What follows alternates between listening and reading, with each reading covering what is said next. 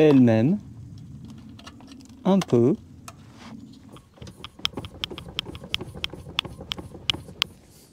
Youhou! Salut les mécamaniacs! Aujourd'hui on va remplacer les amortisseurs arrière à Fiat Grande Punto. C'est une opération qui n'est pas spécialement compliquée, ça ne présente pas de difficultés particulières. Allez, c'est parti!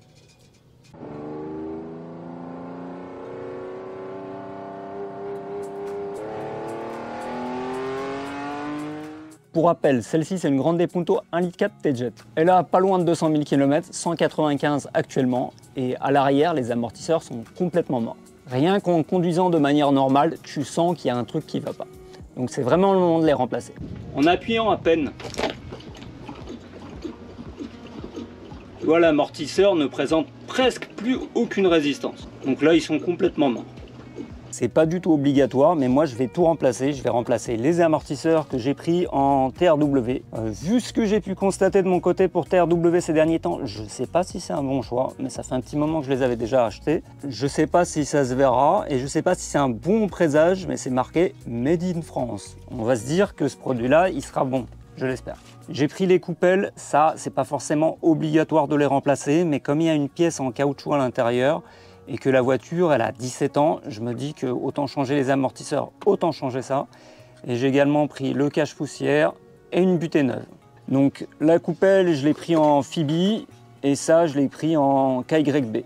Si besoin, dans la description de la vidéo, tu retrouveras des liens vers les produits que j'ai utilisés et les éventuels outils. J'ai déjà levé le véhicule, décale, le frein à main, surface plate. Moi, quand je sais que je vais passer en dessous de la voiture, je mets toujours minimum 2 chandelles. Rapidement, les points de levage. Au milieu du véhicule sur la Grande Punto, tu as ici un point de levage un petit peu plus loin, pas sur l'espèce de rambarde, c'est un point prévu pour un cric d'atelier. Donc moi je lève là-dessus. Ici tu as l'emplacement pour lever avec le cric que tu as dans le coffre. Donc chez moi il y a juste un tout petit emplacement parce que tout est protégé en dessous de la voiture comme c'est une finition sport. Donc je place une chandelle ici. Tu peux voir que j'ai mis une cale en bois parce que juste la chandelle ça passe pas, c'est trop grand, ça se repose sur le plastique, c'est pas bon. Et une troisième chandelle au bout sur la bordure ici. Donc il faut que je fasse attention de ne pas me reposer sur le bas de caisse. Là on peut voir déjà l'état de l'amortisseur. Il est vraiment très gras, donc il doit fuir. De toute manière celui-là il est vraiment en fin de vie.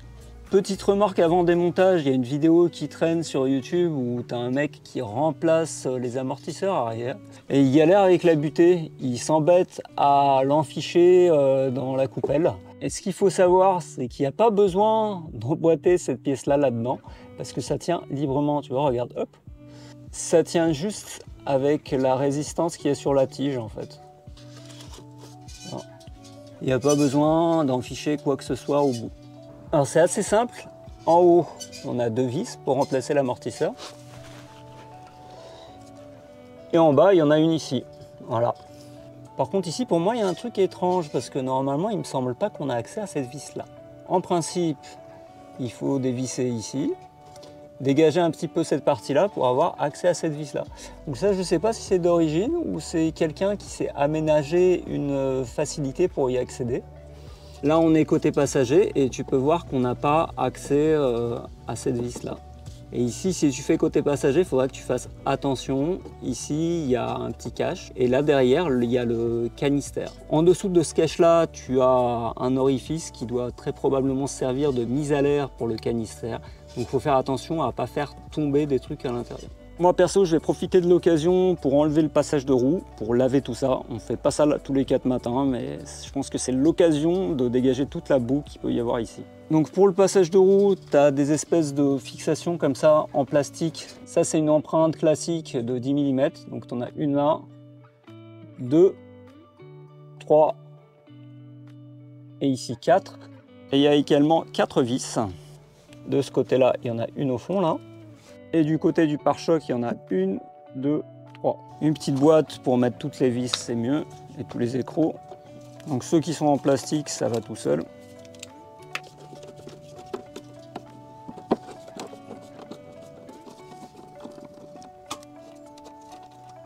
Donc ici, il y a toujours plein de crasse. Il faut réussir à trouver la vis au fond. Alors, avant de pouvoir espérer dévisser ces vis-là, il faut que tu enlèves toute la crasse qu'il y a autour et l'éventuelle corrosion. faut que tu dégages bien l'empreinte du tournevis. Donc moi je prends un petit crochet comme ça pointu. Donc j'enlève toute la terre qui est à l'intérieur. Donc là c'est déjà fait pour que l'empreinte du tournevis elle vienne bien s'enficher dedans, parce que si tu ripes la vis, après c'est foutu. Rien de compliqué, il faut juste réussir à tomber sur la vis. Moi j'avais démonté le pare-choc il y a quelques temps, donc ça se démonte pas trop mal. La dernière. Donc celle-ci en général c'est la plus dure à dévisser. En tout cas c'était le cas chez moi. Elle est bien rouillée. J'ai failli oublier, il y en a une dernière. Elle est ici. Je vais m'aider d'un petit outil en plastique comme ça pour démonter les garnitures, pour dégager ça.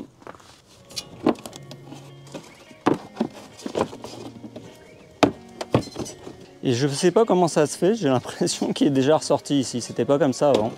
Ah bah voilà. Sinon en général, je mets l'outil comme ça et je fais le tour.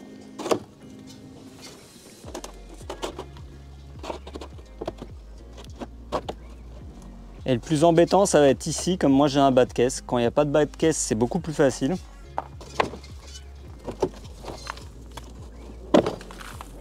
Il y a de la boue il y a 20 ans là-dedans.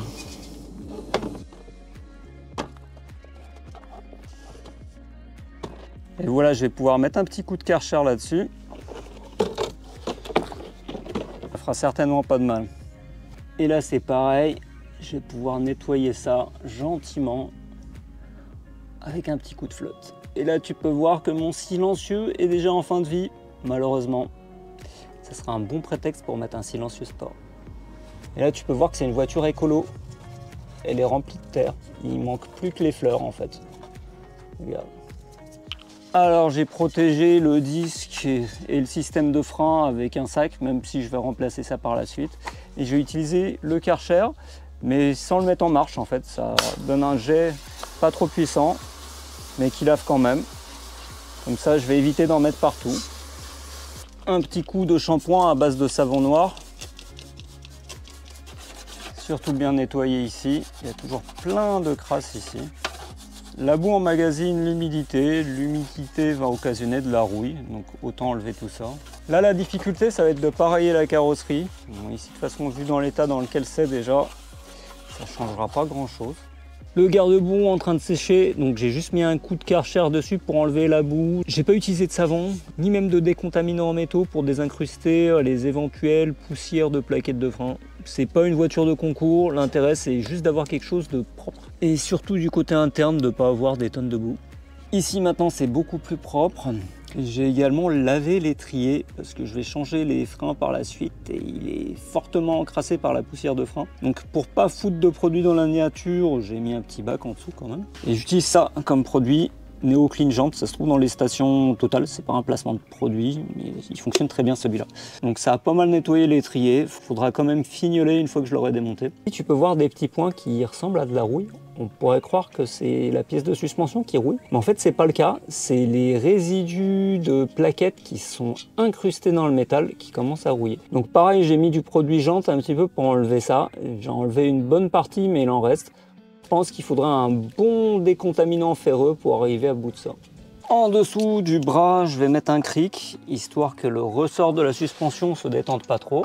Je place ça comme je peux. J'aurais bien voulu mettre le pad ici entre la suspension et le bras, mais malheureusement il n'y a pas assez de place. Le but c'est juste que la suspension ne descende pas trop bas quand on va enlever l'amortisseur. Dès que ça lève un peu, j'arrête. Moi je vais utiliser ma clé à choc, tu m'excuseras. Ça, c'est du Torx E18 et c'est vissé assez fort. C'est vissé entre, je crois, 117 et 154 Nm. Donc, ça fera une épreuve pour l'outil. Je t'avais déjà présenté cet outil dans une autre vidéo. C'est une clé à choc pas chère, mais franchement, ça fait le taf. Ça facilite vraiment les interventions. Tu vois, sans problème. Alors que là, on a un minimum 117 Nm, plus 15 ans, à mon avis, ça n'a jamais dû être démonté. Et c'est venu direct. Franchement, c'est pas mal. Même chose en haut, on a deux vis. Ici, c'est du Torx E14. Pareil, moi je dévisse ça avec une rallonge et ma clé à choc. Mais tu peux aussi bien faire ça avec un cliquet. Là, normalement, il y a un peu moins de couple. Voilà. Pourtant, c'est un peu plus difficile.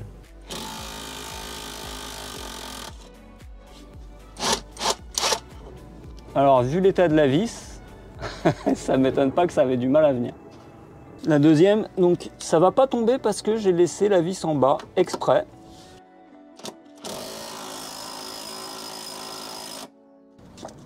Faudrait pas qu'il s'abîme.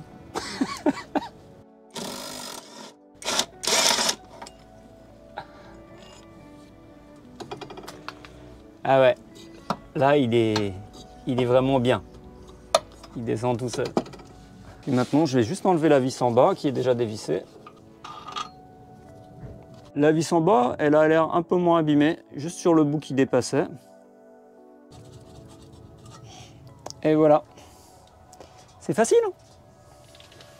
Donc là, il faudra finir de nettoyer la crasse qui reste. Donc à l'intérieur, il y a un peu de boue. Tu sais pas comment c'est arrivé là. Mais je vais nettoyer tout ça. Et je sais pas si tu vois, pareil en bas, c'est pas super propre. Donc je vais nettoyer tout ça aussi. Alors l'amortisseur, il est vraiment en piteux état. Donc je pense que j'ai bien fait de prendre la butée. À noter que sur les butées, tu as des indications. Ici, c'est écrit LH. Donc côté gauche, ça doit sûrement vouloir dire left. Et du côté droit, c'est écrit RH. Donc elles ont un petit peu une inclinaison différente. Faut pas les inverser. En ce qui me concerne, j'ai pas du tout besoin de démonter ça. J'ai toutes les pièces neuves qu'il me faut. Mais pour la vidéo, je vais le faire. Et l'amortisseur, il est vraiment mort. Moi, je vais utiliser une clé contre-coudée comme ça. C'est du 16.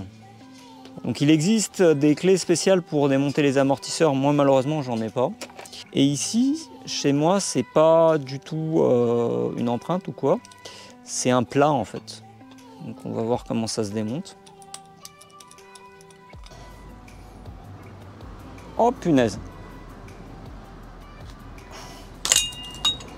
Bon, ici le but de l'opération c'est de récupérer la coupelle et éventuellement la butée. Dans un sens ça m'arrange, comme ça je pourrais foutre l'amortisseur à la poubelle et je pourrais garder les pièces au cas où. Bon, c'est déjà plus propre. Un coup de dégrippant. D'ailleurs c'est pas très bon pour la coupelle de mettre du WD-40 dessus. J'ai être franc avec toi. C'est certainement pas la meilleure méthode pour faire ça. En tout cas, pas la plus facile. Question, est-ce que je vais y arriver? Oui. Oui, oui, oui, ça a bougé. Et là, maintenant que ça a bougé un peu, je pense que je vais pouvoir prendre cette clé-là. J'aurais plus besoin d'autant de force. Juste éviter que la tige tourne. Tu me diras, on s'en fout parce que là, de toute manière, l'amortisseur, il est mort. La méthode de secours que j'aurais utilisée si ça n'avait pas marché, c'est que j'aurais essayé de mettre un coup de clé à choc avec ma clé à choc électrique. Un autre truc que j'aurais pu faire, vu que de toute façon l'amortisseur est mort, c'est mettre un coup de pincetto ici, carrément sur la tige. Bon, ils ont vraiment voulu compliquer la vie des mécanos avec ça. Sur les nouveaux amortisseurs, le système est beaucoup plus simple. Et là, on est bien. La coupelle. Et tu vois, il n'y a rien qui retient la butée. Regarde l'état de l'amortisseur. Il est vraiment mort. Et donc celui-là, il est particulièrement sale. Mais si tu veux savoir c'est quoi la première montée, c'est du Cofap. Je ne sais pas si on verra bien la marque. C'est marqué ici.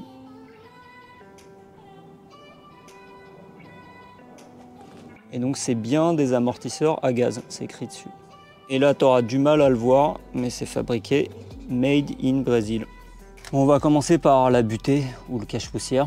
C'est en 2 pièces. Ici, tu as celle d'origine. J'aurais encore pu la réutiliser. Elle n'est pas encore en si mauvais état, juste la nettoyer un peu. Mais bon, je préfère repartir sur un truc complètement neuf. Ça fait un peu cheap. Ça fait vraiment pas cher. Mais bon, il faut espérer que ça fera le taf. Et donc, il va falloir mettre ça à l'intérieur de ce truc-là. Vu que c'est vendu ensemble, je me demande franchement pourquoi c'est pas prêt à monter. Sans doute que c'est moins cher comme ça. Le tout est un petit peu plus court, mais ça fait le taf, ça recouvre bien l'amortisseur jusque là à peu près. Ça c'est la nouvelle coupelle, donc je t'ai dit LH pour left comme côté gauche. Et tu peux voir ici qu'il n'y a aucune rainure, rien pour retenir ça. Ça vient juste se poser comme ça à l'intérieur. Pour assembler ça, je vais mettre un petit peu de lubrifiant siliconé de ce côté-là, afin de le faire passer à l'intérieur. Donc j'utilise ça, là c'est du Parkside, mais tu peux prendre n'importe quel lubrifiant siliconé en spray.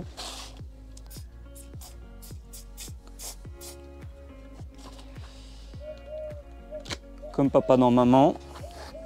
Je prends un gros tournevis. Tac. Et puis là, je vais tout simplement pousser. Et je vais m'aider avec un outil pour garniture plastique comme ça. Il faut réussir à passer un côté, après ça va venir. Hop, voilà. T'as vu, c'était pas trop difficile. Hop. Donc là, faut pas être con, faut pas le tirer trop loin. Bon, la première fois, j'ai tiré trop loin et je l'ai ressorti, donc 2 fois le boulot. Et voilà, c'est prêt à te monter. Foirage caméra. Donc j'ai enlevé le système de cerclage de l'amortisseur et je l'ai amorcé une fois. Donc je l'ai laissé remonter la première fois jusqu'au bout, puis j'ai pressé dessus pour le mettre en butée et je l'ai relâché. Apparemment il faut faire ça avant le montage, de faire une course complète pour amorcer les amortisseurs. Apparemment il y a une histoire de clapet, je sais plus quoi, à l'intérieur des amortisseurs. Il faudrait que je fasse des recherches là-dessus. Ici c'est beaucoup mieux fait, parce que là, il y a une empreinte Allen 5 mm. Donc, il suffit de mettre une clé et ça tient. Ça ressemble un peu à une empreinte Torx, mais c'est pas du Torx. Je mets le cache. Et tu vois, même en mettant la verticale, il descend pas. Ici, dans la coupelle, de toute manière, il n'y a rien pour retenir le système. Je mets ça en place. Et puis, je remets l'écrou. J'ai pas trouvé le couple de serrage de ce truc-là, malgré mes recherches. Donc ce que je vais faire, c'est que je vais aller jusqu'en butée et puis je vais serrer avec modération. De toute manière, l'écrou, c'est un nip-lock. Il est équipé d'une bague en plastique afin qu'il ne se dévisse pas. Toujours la clé contre-coudée de 16 et la clé Allen de 5 mm. Je tourne la clé contre-coudée et je tiens la clé Allen afin que la tige ne tourne pas. Parce que si je laissais tourner le truc, je pourrais éventuellement abîmer le joint à l'intérieur de l'amortisseur. Donc là, tu vois, c'est beaucoup plus facile. Plus d'ampleur pour faire le mouvement, c'est beaucoup moins relou que tout à l'heure. J'essaie de positionner ça à peu près dans la position dans laquelle ça sera dans la voiture. Je crois que c'est comme ça.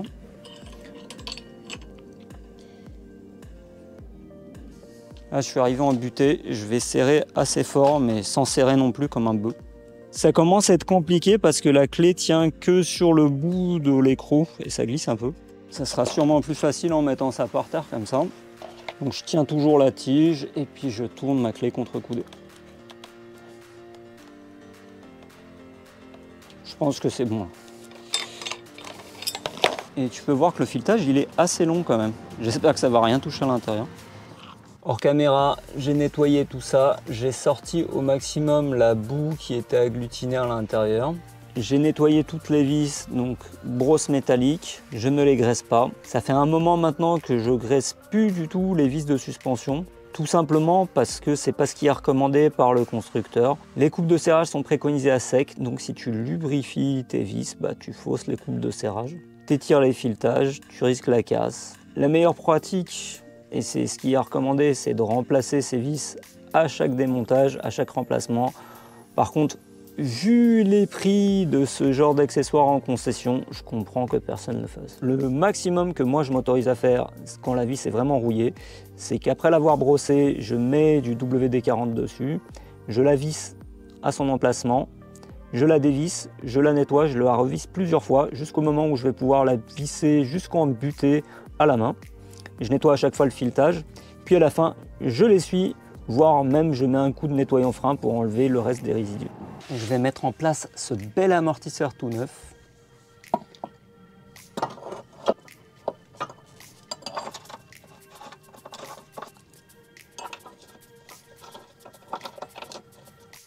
Je vais déjà le mettre en place ici. Donc s'il n'est pas bien orienté, tu peux le tourner, la tige tourne. Je vais déjà mettre la vis en place. Je la visse à la main. Voilà, c'est un filetage bien nettoyé. Et maintenant que ça tient en bas, je vais pouvoir finir le serrage ici. Reste à serrer ça au couple. Donc le couple recommandé est entre 72 et 88 Nm. Et de 1 et de 2. Donc moi j'ai mis 72. Par contre la vis du bas, je ne vais pas la resserrer maintenant. Je vais attendre de reposer le véhicule par terre. Je vais appuyer plusieurs fois dessus et je vais la resserrer seulement après. Cette vis là c'est du M12 et ça se serre entre 117 et 143 Nm. Alors reste à remonter le passage de roue qui est maintenant bien plus propre.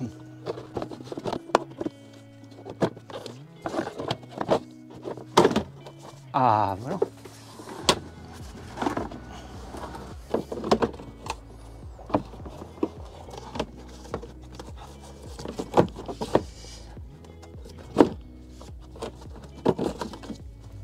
Faut chercher ces pièces-là pour le remettre bien en place. Faut bien le clipser au-dessus ici. Je vais déjà remettre les écrous en plastique. Je vais toutes les visser, mais sans visser vraiment à fond. Comme ça me laissera encore la possibilité d'ajuster le passage de roue pour visser les autres vis. Les vis depuis tout à l'heure, elles baignent dans du dégrippant, donc je vais les essuyer et celles-là, je vais les graisser. Donc le fait d'avoir baigné dans du dégrippant plusieurs heures, ça leur a fait beaucoup de bien. Ils ont bien meilleure mine maintenant. Et par contre, ces vis-là, moi je les graisse comme c'est pas des pièces de sécurité ou des pièces structurelles. Certaines d'entre elles sont vissées dans des supports en plastique, d'autres dans des supports en métal.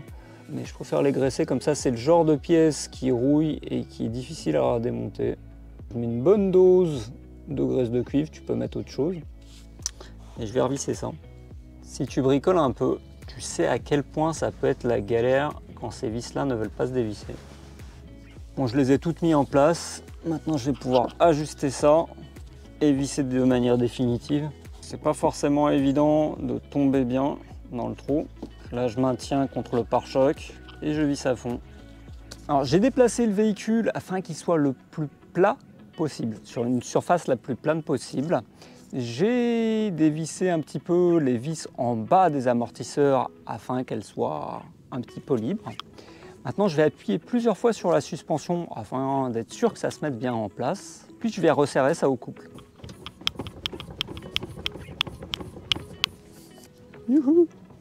Une fois le véhicule à terre, c'est facilement accessible, donc autant les serrer au sol.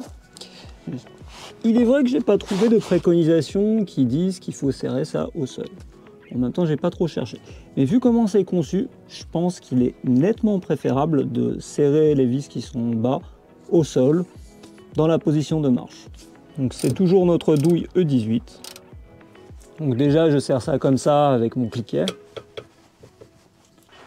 Et je vais serrer ça au couple prescrit avec une clé dynamométrique. Donc ici le couple il est entre 117 et 143 Nm. Ça me paraît cohérent vu que c'est une vis M12 comme les roues et les roues ça sert à 120 Nm. Du coup je vais mettre autour de 120 Nm ici aussi. Voilà. Alors, autant je mets plus de graisse sur les filetages que je visse, autant sur ce qui dépasse ici, pour éviter la rouille, je vais mettre de la graisse de cuivre. Et là, tu peux en mettre généreusement. Comme ça va retarder la rouille, et puis la prochaine fois qu'il faudra intervenir ici, ça sera très certainement plus facile. Bon, comme tu peux voir, ça présente rien de compliqué de faire ça. J'espère que ça t'a plu et surtout que ça pourra t'être utile. Laisse un pouce. Si tu veux me payer un coup à boire, tu peux utiliser le bouton merci en dessous de la vidéo. Tu peux me suivre sur Facebook, Instagram et bien entendu YouTube. Clique ici pour t'abonner à la chaîne et ne pas rater les prochaines vidéos. Et en attendant, tu peux me rejoindre dans l'une des deux vidéos que je te mets actuellement à l'écran. Allez, salut!